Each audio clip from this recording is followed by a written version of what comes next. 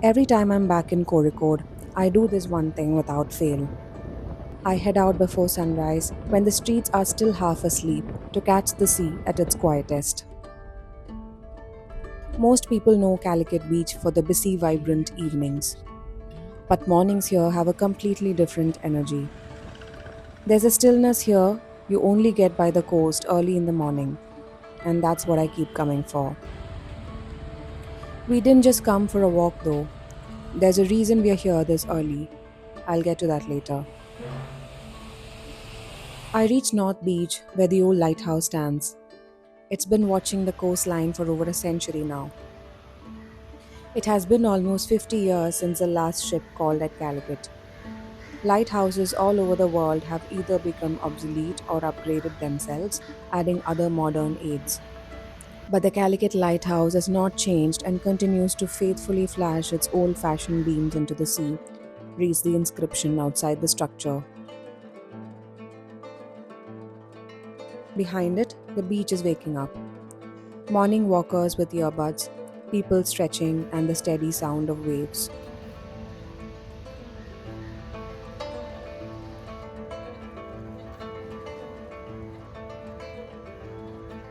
The old pier, now half broken and stretching into the sea, once carried sacks of pepper and spices. Now it just stands there as a reminder of what these shores once were.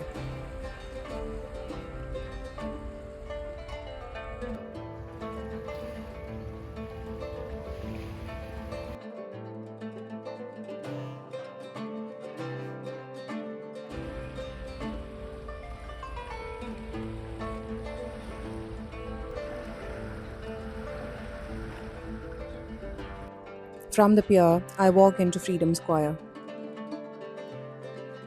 The central walkway here is lined with monoliths and plaques, engraved with stories and snippets of Kozhikode's history.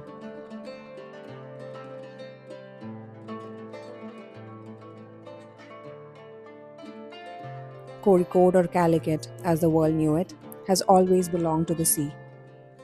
For centuries, ships came here from Arabia, China, Europe, trading spices and goods. Vasco da Gama arrived here at Kapat Beach in 1498, connecting India to the world's spice routes. But Arab merchants were here long before that. They built mosques near the port, married into local families. That blend of cultures is still here, in the food, the language, and the everyday life of this place.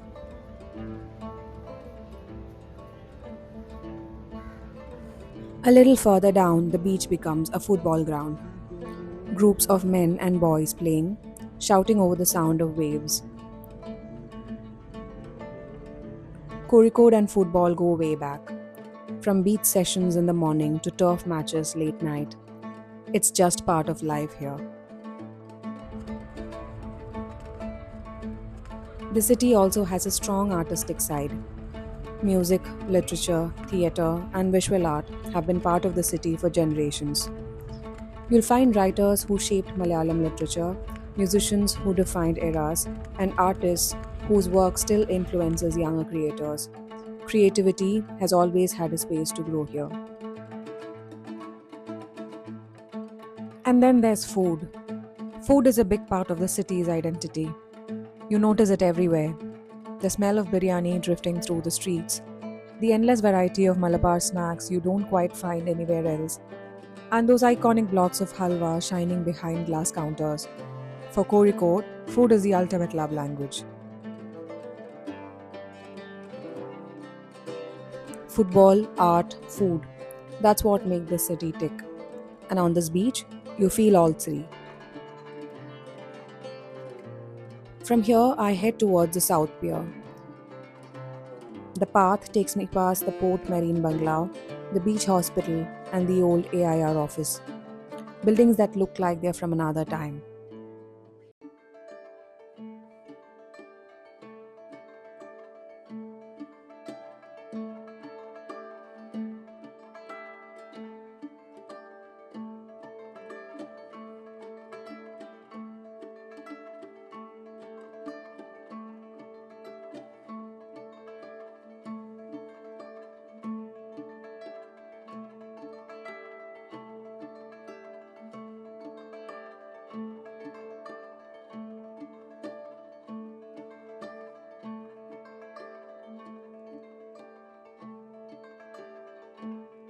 South Beach has a slightly different vibe.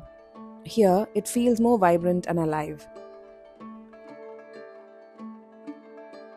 Stone sculptures line the shore, abstract pieces that have now become part of the landscape.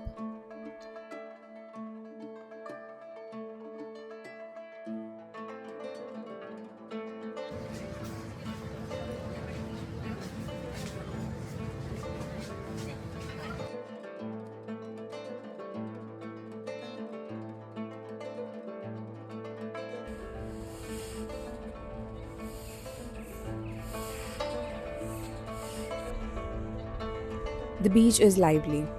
Kids digging in sand, running from waves. Families at the water's edge.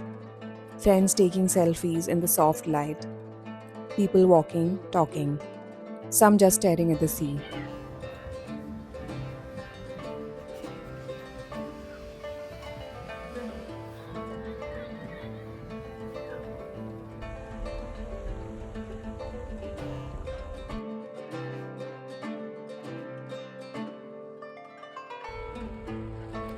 As the sun rises, the last fishing boats make their way back in, and the beach starts to get a little busier, the sounds a little louder.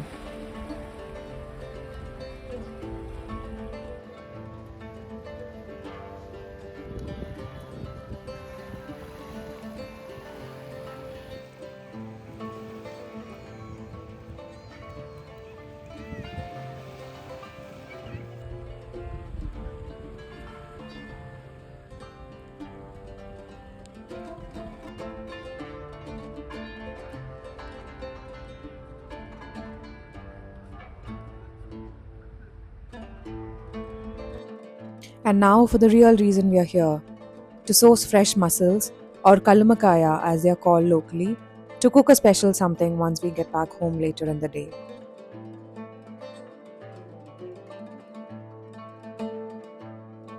We drive around for a while looking for a seller.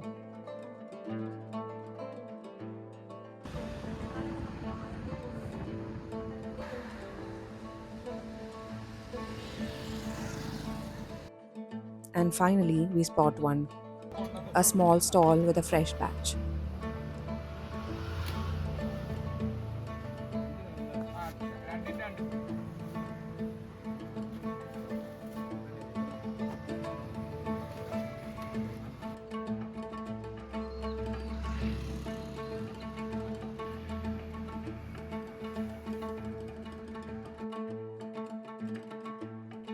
That wraps up my morning at the beach. We leave the beach with what we came looking for, and rest of the morning now about cooking.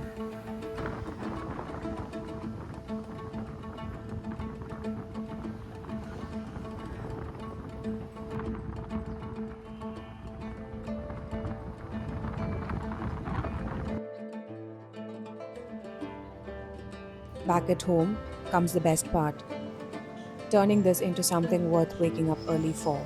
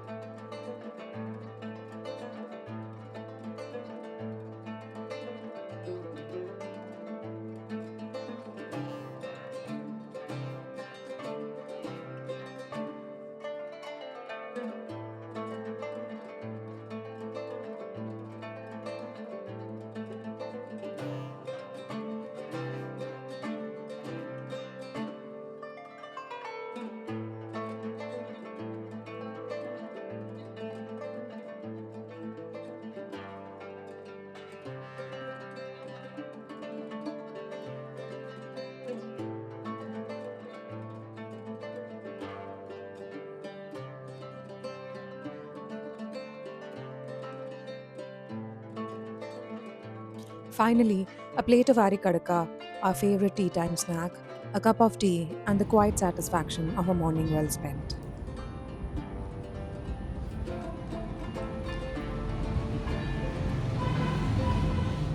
Thank you for watching. I'll see you in the next one.